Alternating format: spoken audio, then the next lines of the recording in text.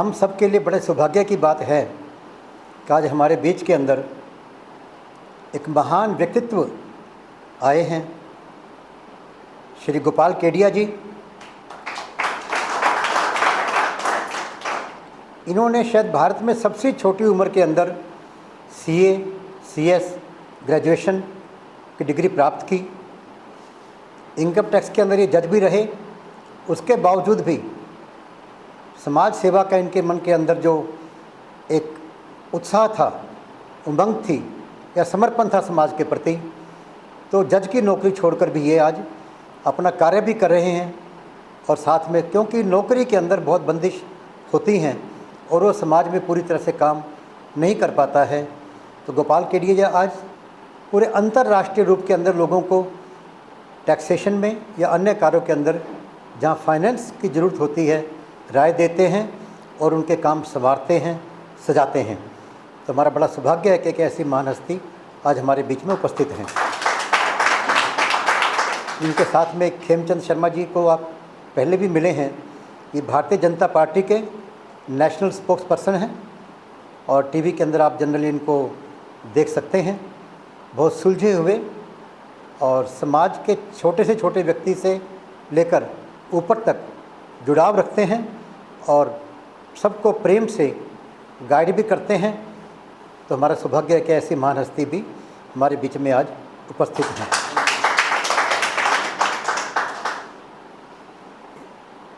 अभी आप लोगों ने खबर सुनी होगी कि अहमदाबाद के अंदर एक जहाज़ गिर गया और काफ़ी लोग मारे गए। उससे पहले पहलगाम में खबर थी कि 28 व्यक्तियों को मारा गया। वहाँ 300 के लगभग लोग मर गए, वहाँ 28 लोगों को मारा गया। दोनों केसों में लोग तो गए हैं, क्या फ़र्क था इसके अंदर? उन 28 तो कम होते हैं भाई, 300 ज़्यादा होते हैं, उनसे 10 गुना ज़्यादा लोग मारे गए। लेकिन 28 के मरने पे हम सब में गुस्सा था, क्रोध था। हम समझते थे पता नहीं क्या कर दें हम लोग। 300 के मरने पे दुख तो है पर आक्रोश नहीं है। क्या फ़र्क हो गया? क्या वो इंसान अलग थे? क्या फ़र्क था? वहाँ गोलियां मारी थी। क्योंकि श्री दिवालय संघ के बारे में यदि एक लाइन में कहना हो तो हमारा उद्देश्य क्या है?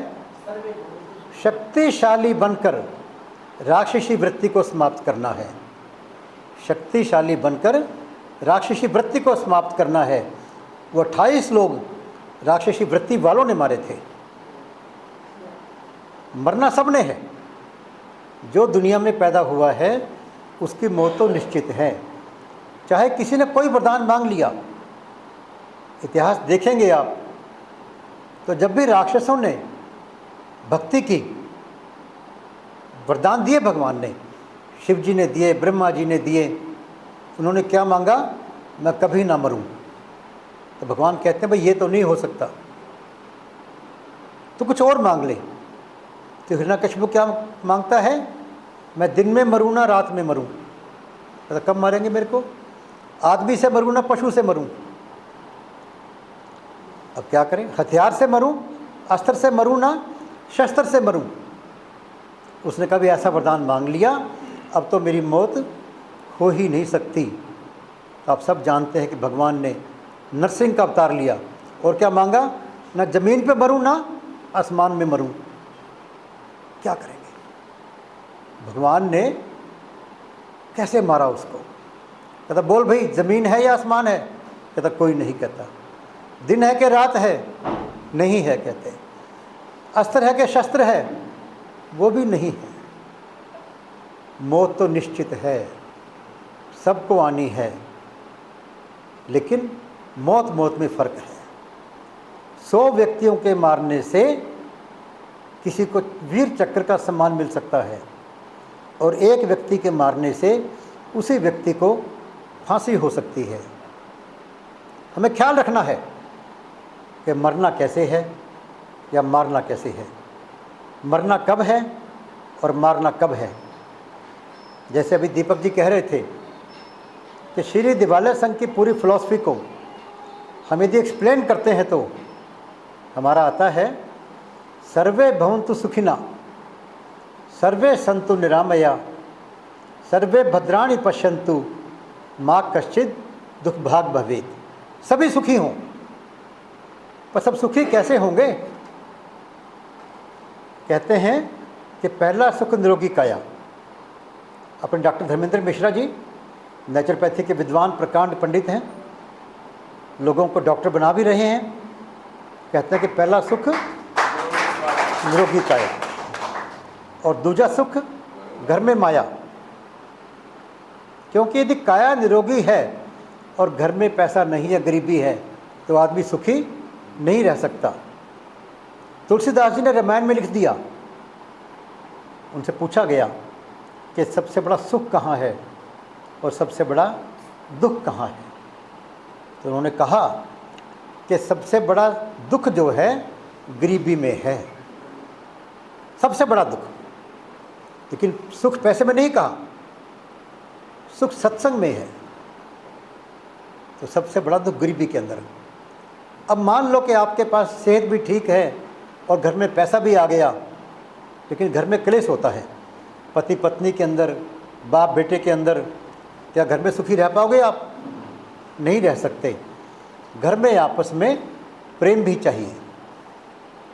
मान लो प्रेम भी हो गया, लेकिन मोहल्ले में दो बदमाश रहते हैं, राक्षसी प्रवृत्ति के दो लोग रहते हैं, आते जाते बहन बेटी को तंग करते हैं, लूटने की कोशिश करते हैं। क्या आप सुखी रह पाओगे? उसका इलाज क्या है? उसका इलाज तो शक्तिशाली बनकर राक्षसी प्रवृत्ति को समाप्त करना ही है। क्योंकि समझाए से कभी राक्षसी प्रवृत्ति नहीं मानी। अरे कृष्ण भगवान स्वयं को समझाने के लिए दुर्योधन को नहीं मानता है, भगवान को पकड़ने चलता है। वो हनुमान जी रावण को समझाने जा रहे हैं, वो नहीं मानता है, पूरे परिवार का सत्यानाश करवा लेता है, लेकिन मानता नहीं वो। यदि सुखी रहना है, सभी को सुखी की बात देखते हैं हम लोग, सब सुखी रहें, तो हमें शक्तिशाली बनना होगा और राक्षसी प्रवृत्ति को समाप्त करना होगा। एक और बात नोट की आपने, अहमदाबाद के अंदर जहाज़ का जो क्रैश हुआ, 2 लोग बच गए उसके अंदर।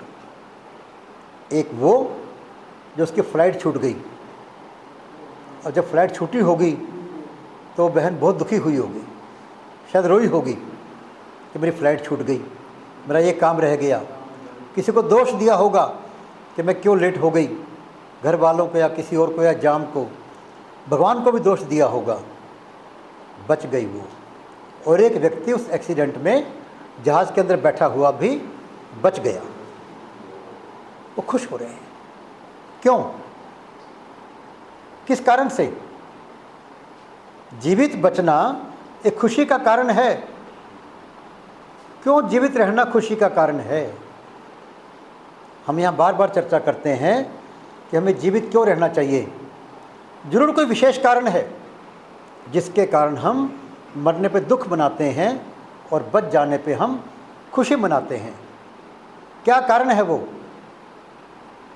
क्या कारण है? कभी विचार किया हम लोगों ने?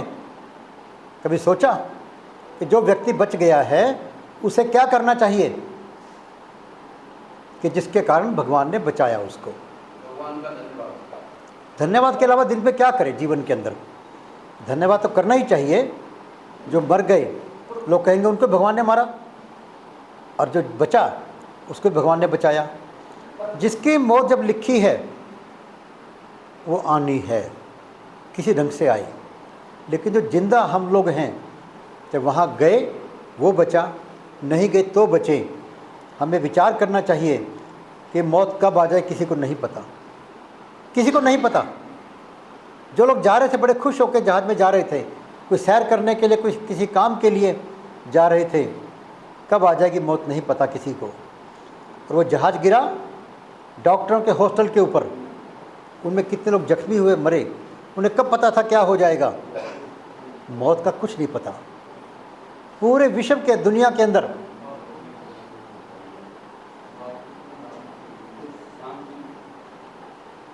चलो बात जो करने कर लीजिए, आप कोई बात नहीं, मैं चुप हो जाता हूँ। कर सकते हैं बात आप। कई बार हम बैठे बात करते होते हैं तो कुछ लोग कहते हैं बहुत अच्छी बात कही आपने, और कुछ लोग बात सुनेंगे नहीं तो कैसे अच्छा लगेगा। अमल करना तो बात की बात है।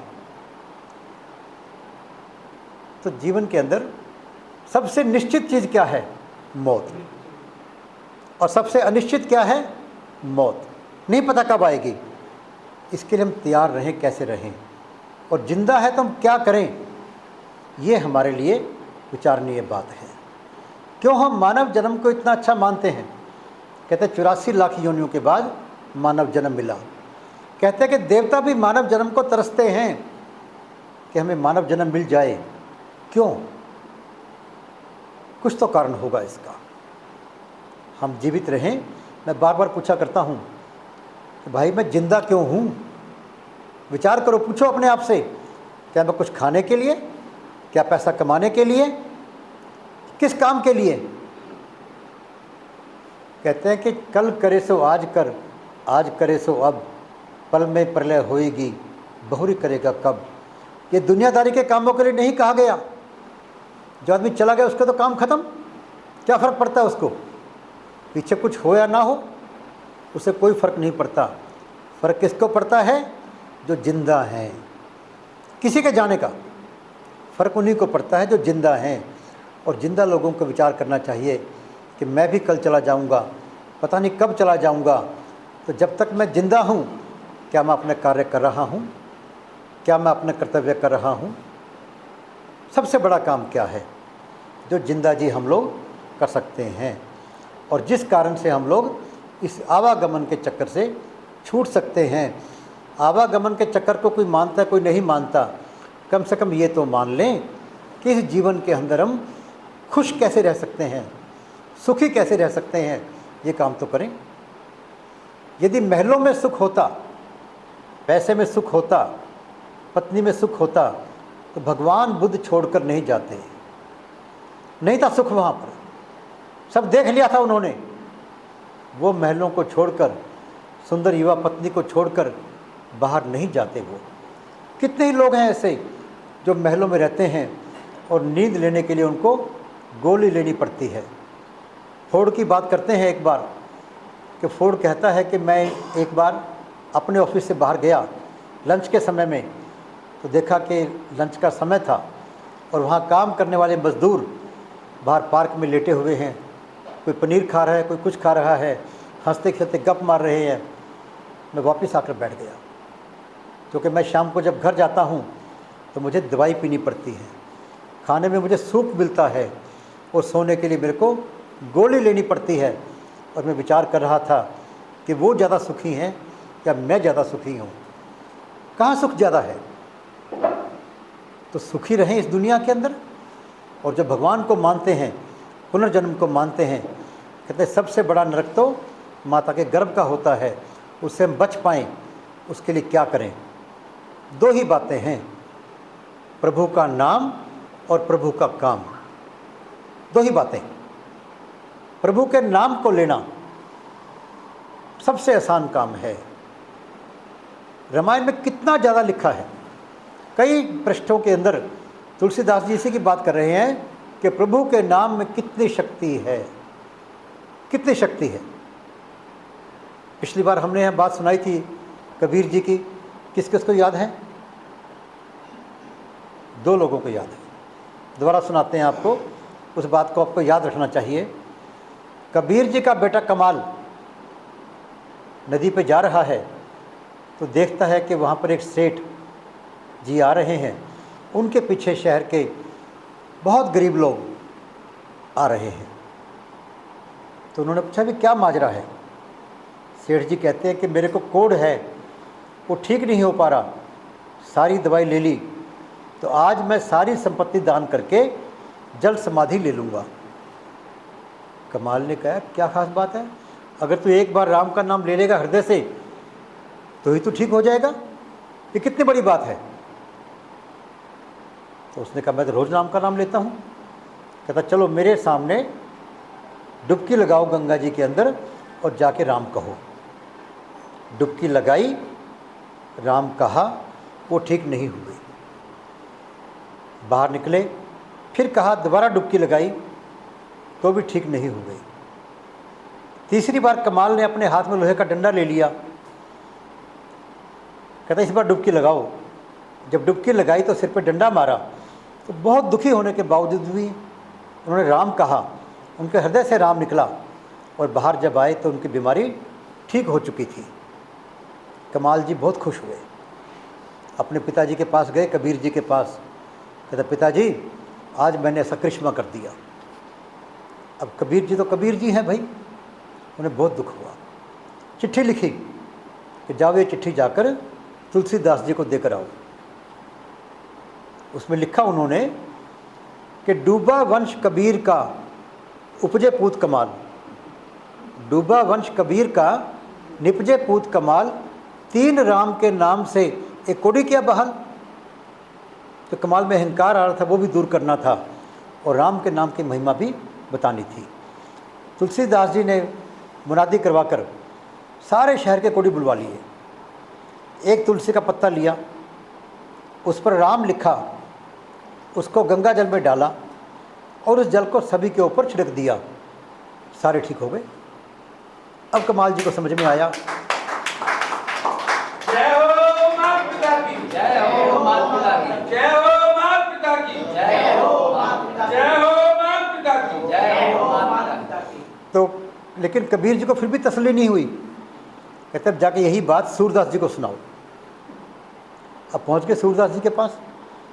सूरदास जी दूर से कहते हैं, हाँ भाई कमाल कैसे हो? वो कहता है तो अंधा भाई, देख मुझसे ज़्यादा रहा है। तो कहता है ऐसा कर बेटा, बात नहीं सुनी उसकी, पूछी नहीं कुछ। कहता है यमुना जी में एक मुर्दा बह रहा है, पकड़ लाओ उसको। उठा लाए मुर्दे को। तो सूरदास जी ने उसके कान में कहा रे, और मुर्दा खड़ा हो गया। उठकर मुर्दा खड़ा हो गया। तो राम नाम की महिमा कितनी है डिपेंड करता है आपके ऊपर कि आप में श्रद्धा कितनी है, आप में विश्वास कितना है राम के नाम के ऊपर। और राम के नाम लेने में क्या करना पड़ता है?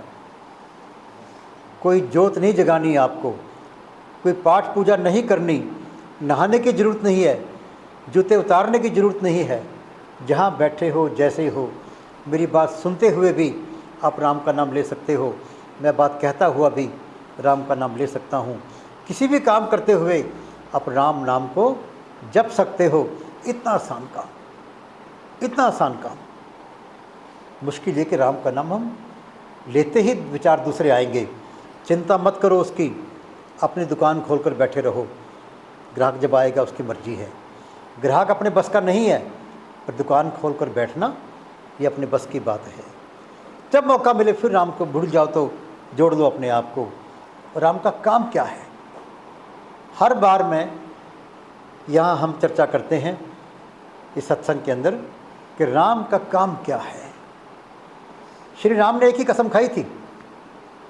क्या कसम खाई थी? जब विश्वामित्र जी उनको आश्रम में लेकर गए, उन्होंने ऋषियों की हड्डियों का ढेर देखा तो कहा मैं कसम खाता हूँ इस पृथ्वी को राक्षस विहीन कर दूंगा। एक ही कसम खाई थी राम ने। और कृष्ण भगवान ने क्या कहा? पहले तो कहते मैं कुछ नहीं करता, मेरे करने से कुछ नहीं होता। फिर क्या कहते हैं? जब जब धर्म की हानि होती है मैं जन्म लेता हूँ। धर्म की रक्षा के लिए, राक्षसी वृत्ति वालों के विनाश के लिए मैं जन्म लेता हूँ। तो भगवान का काम क्या हुआ? राक्षसी प्रवृत्ति वालों की समाप्ति। तो किसी रूप में भगवान ने किया। नरसिंह बनकर आए, वामन बनकर आए, मत्स्य का रूप लिया, कुछ भी रूप लिया, चाहे परशुराम का रूप लिया। राक्षसी प्रवृत्ति वालों की समाप्ति ही प्रभु का एक कार्य है, जिसके लिए स्वयं उनको प्रभु को जन्म लेना पड़ता है। भगवान को जन्म ना लेना पड़े, ये काम आप लोग मिलकर कर सकते हैं। क्योंकि दुनिया के अंदर आज फिर राक्षसी प्रवृत्ति बहुत हावी हो रही है। राक्षसी प्रवृत्ति क्या होती है? जो कहता है कि मैं जो कहता हूँ मानो वरना मार दूंगा, सताऊंगा वरना। ईसा मसीह को किसने मारा? राक्षसी प्रवृत्ति वालों ने। उन्होंने किसी का बुरा नहीं किया था। सुकरात ने किसी का बुरा नहीं किया था, गैलीलियो ने किसी का बुरा नहीं किया था, इमाम हुसैन ने किसी का बुरा नहीं किया था, और गुरु अर्जुन देव जी, गुरु तेग बहादुर जी किसका बुरा किया? वो तो सबको प्रेम का पाठ पढ़ा रहे थे, सबके भले की बात कर रहे थे। लेकिन राक्षसी प्रवृत्ति वाला कहता है मेरी बात नहीं मान रहे, मेरी बात नहीं मान रहे तो सताऊंगा, मारूंगा। तो हमारा फ़र्ज़ क्या बनता है? हमारा फ़र्ज़ क्या बनता है कि हम इस कार्य को करें कि समाज से राक्षसी प्रवृत्ति वाले समाप्त हो जाएं। उसके लिए क्या करना पड़ेगा? शक्तिशाली होना पड़ेगा, और कोई इलाज नहीं है। शक्तिशाली कैसे बनते हैं? श्री दिवाकर संघ क्या कहता है आपको? आत्म बल और संगठन, दो ही चीज़ें हैं शक्तिशाली बनने के लिए, आत्म बल और संगठन। मान लो घर में कोई नारी महिला है, परिवार वाले तंग करते हैं, तो वो रोने धोने से नहीं मानेंगे, शक्तिशाली ही बनना होगा। अपना आत्मसम्मान, आत्मबल पैदा करना होगा। वो संस्कारों से आता है। जिस व्यक्ति में संस्कार हैं उसमें आत्मबल भरपूर होगा और वो कहीं झुकेगा नहीं। वो संस्कार वाला व्यक्ति कोई बुरे काम नहीं करेगा तो उसके मन में कमजोरी नहीं आएगी। आप देखिए, आपने कहीं नौकरी की होगी, नौकरी करते हुए जो व्यक्ति अपनी ड्यूटी पूरी करता है वो किसी के आगे झुकता नहीं है, और जो चोरी करता है नौकरी करते हुए वो सबके आगे झुक कर रहेगा। बेसिक बात है ये। तो संस्कार होना ही आत्मबल के लिए आवश्यक है। और संगठन कैसे होगा? जय हो माता पिता की, जय हो माता पिता की, जय हो माता पिता की, जय हो माता पिता की, जय हो माता पिता की, जय हो माता पिता की। और संगठन संस्कृति से आता है। संस्कृति क्या कहती है?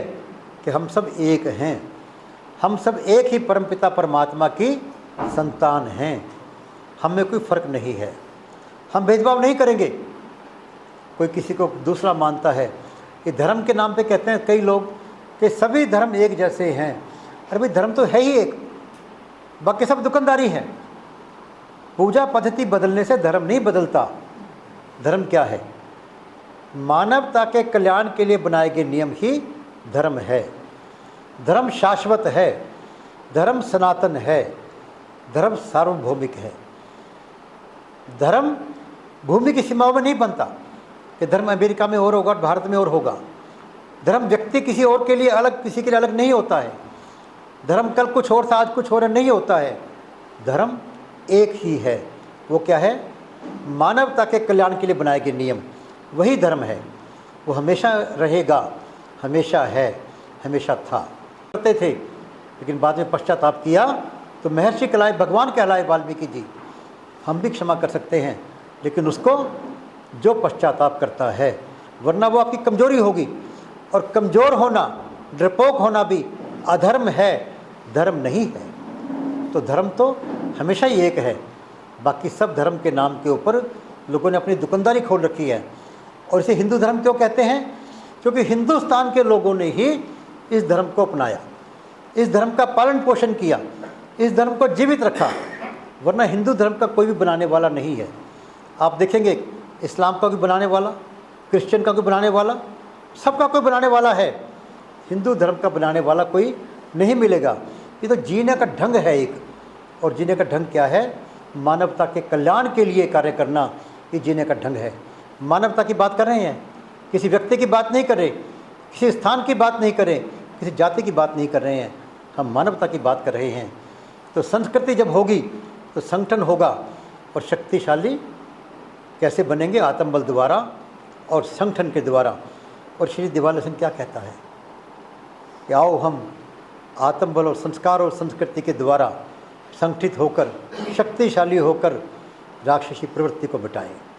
इसीलिए हम स्कूलों में जाकर संस्कार शिक्षा केंद्र खोलकर हम स्कूल वालों से यही कहते हैं कि भाई, हमारे 3 संकल्पों को हर बच्चे को रटा दो, कुछ नहीं करना। और उससे भी छोटा काम क्या कहा हमने कि संस्कार की कुंजी क्या है?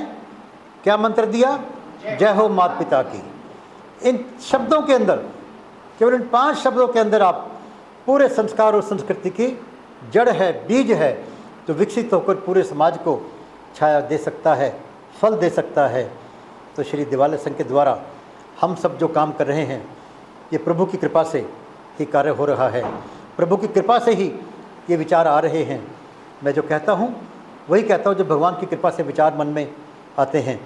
मैं कोई आपको यहाँ सोच कर नहीं आता कि आज इस बात को कहेंगे या कल उस बात को कहेंगे। केवल एक ही बात है कि हमारा काम क्या है, भगवान के नाम से जोड़ना और भगवान के काम से जोड़ना, भगवान के नाम से अपने को जोड़ना, भगवान के काम से अपने को जोड़ना, भगवान के नाम से औरों को जोड़ना, भगवान के काम से अन्य को जोड़ना। इतना सा काम है, इतना सा काम है। उससे क्या होगा? जय हो मात पिता की जय हो मात पिता की जय हो मात पिता की जय हो मात पिता की जय हो मात पिता की जय हो मात पिता की। और भगवान का काम करने से क्या होगा? जैसे वो कहानी आते संत की, एक संत बैठे हैं और एक देवदूत वहाँ पर आते हैं, रोशनी हो रही है, तो पूछते हैं उससे, देवदूत से, वो कुछ लिख रहा है कि भाई क्या लिख रहे हो? तो उन्होंने कहा मैं लिस्ट बना रहा हूँ उन लोगों की जो भगवान को प्रेम करते हैं। तो उन्होंने कहा इच्छा हुई कि देखूं मेरा नाम भी है क्या, तो उसमें उनका नाम नहीं था। चुप हो गए, लेकिन संत थे, बैठे रहे। अगले दिन फिर देवदूत आता है वो, और फिर वो कुछ लिस्ट बना रहा है। तो कुछ पूछा नहीं उस दिन उन्होंने, कहा भी मेरा नाम तो होगा ही नहीं। तो खलील जिब्रान से पूछते हैं, देवदूत कहते हैं कि भाई तू आज नहीं पूछेगा क्या? कहता बताइए आज क्या कर रहे हैं? कहता आज मैं वो लिस्ट बना रहा हूँ जिन्हें भगवान प्रेम करते हैं। उस लिस्ट में सबसे ऊपर उनका नाम लिखा हुआ था। यदि हम भगवान के काम को करेंगे तो आप उस लिस्ट में आओगे जिन्हें भगवान प्रेम करते हैं। आपको इस जन्म में भी सुख मिलेगा, वहाँ भी सुख मिलेगा। आवागमन के चक्कर से छूटकर भगवान के चरणों में स्थान मिलेगा। और विचार कीजिए कि इस जहाज़ एक्सीडेंट के अंदर जो बचे हैं 2 व्यक्ति, अब उन्हें क्या करना चाहिए, और हम बचे बैठे हैं, हमें क्या करना चाहिए जिसके हम खुशी बना सकते हैं कि हम बचे हुए हैं, हम अभी ज़िंदा हैं। ये विचार करते रहना चाहिए हमारे को। जो व्यक्ति ये विचार करेगा वो गलत काम नहीं करेगा और दुखी नहीं रहेगा। और धन्यवाद की बात कही थी एक बंधु ने, धन्यवाद करना ना भूलें। पूरे शब्दकोश के अंदर सबसे सुंदर शब्द कोई है तो वह है धन्यवाद। कमाल का शब्द है। धन्यवाद देने वाला भी खुशी होता है, धन्यवाद लेने वाला भी खुश होता है, और जो इसको देखता है सुनता है वो भी खुश होता है। किसी का घटता ही कुछ नहीं है, ना देने वाले का घटा, ना लेने वाले का घटा, ना सुनने वाले का घटा। और धन्यवाद से आपको प्रेरणा मिलती है। देने वाले के मन के अंदर धन्यवाद जब देंगे आप विनम्र होंगे, मीठा बोलेंगे।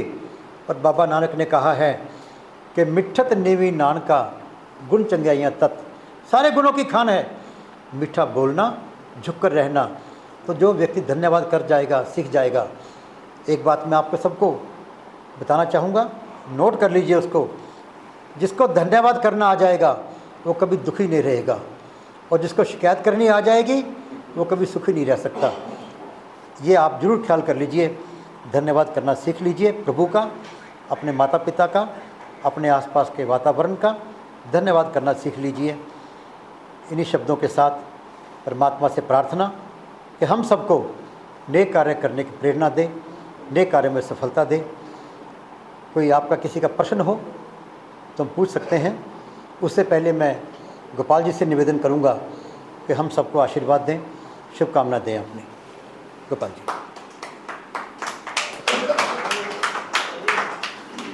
वेद प्रकाश गुप्ता जी से आज मैं तीसरी बार मिला। पहली बार एक शादी में मिला था मैं, पिछले वीक मेरे ऑफिस में आए थे गुप्ता जी, एंड आज इन्होंने मेरे को इनवाइट किया था और आज मैं यहाँ पर आया। पहली बार जब मैं इनसे मिला तो मेरे को लगा कि इनकी विचारधारा मेरी विचारधारा से बहुत मिलती है और एक पॉजिटिव वाइब्रेशंस मेरे को महसूस हुआ। उस समय तक मेरे को नहीं पता था कि ये इस तरह का प्रोग्राम करते हैं, हर एक शनिवार को प्रोग्राम करते हैं, इंटरेक्शन करते हैं और इतनी अच्छी अच्छी बातें सबको बताते हैं। दोबारा जब मैं मिला तो इन्होंने बताया कि हम इस तरह का प्रोग्राम शनिवार को करते हैं, तो मैंने इनको कहा मैं आपके यहाँ आऊँगा तो शनिवार को ही आऊँगा ताकि मैं आपका प्रोग्राम देख सकूँ कि आप किस तरीके से करते हैं। क्योंकि मेरे ऑफिस में भी मैं एक स्टाफ इंटरेक्शन करता हूँ हर एक महीने के लास्ट में करता हूँ। लास्ट में जो शनिवार आता है, मेरे ऑफिस में 125-30 लोग हैं, तो उनके साथ हमने इसको ओपन हाउस नाम दिया हुआ है कि ओपन हाउस हम लोग करते हैं, जिसमें एम्प्लॉइज को ये हमने पावर दिया हुआ है कि आप कोई भी बात मैनेजमेंट के साथ कर सकते हो, आप उस बात को बुरा नहीं माना जाएगा। आपको कोई प्रॉब्लम है, कुछ भी है, आप कर सकते हो, उस प्रॉब्लम को दूर किया जाएगा। और मैनेजमेंट के साथ इंटरेक्शन करने का ये एक मौका हम स्टाफ को देते हैं कि हमारे साथ वो बात करें। और अब चूँकि मैं ये शुरू से ये मानते रहा हूँ कि एक बार जब कोई एम्प्लॉई ऑर्गेनाइजेशन को ज्वाइन कर लेता है, he is part of the family, वो फैमिली का पार्ट हो जाता है।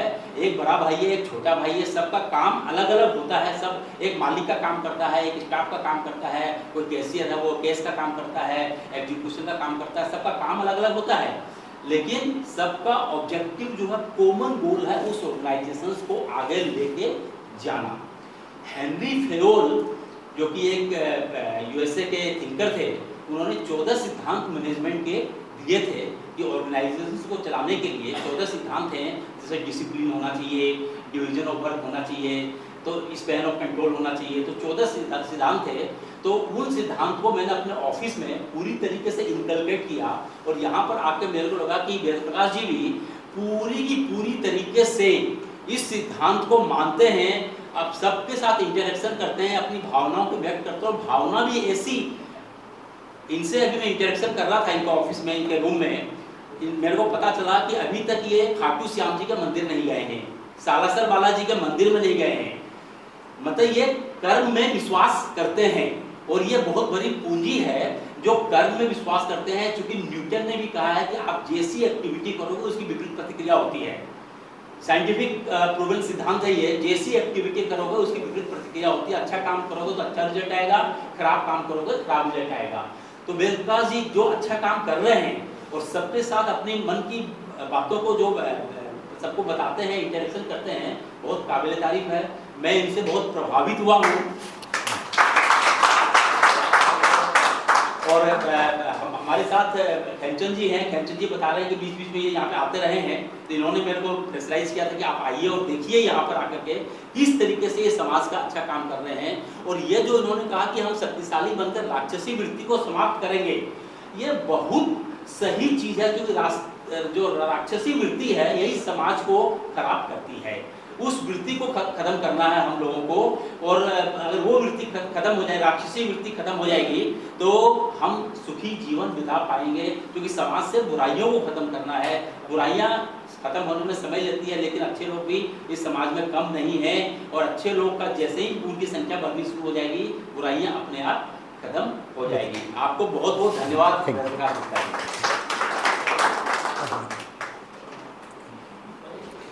मंथन की जय हो मां, जय हो मां पिता। मंथन की सभा के विसर्जन से पहले मेरा निवेदन है अध्यक्ष जी से, और आप सबसे कि अभी जिस दुर्घटना की हमने चर्चा की और जिसका अभी भी हमारे चारों तरफ प्रभाव है, हम सब खड़े होकर उन सब हुतात्माओं के 2 मिनट का मौन रख के श्रद्धांजलि देना।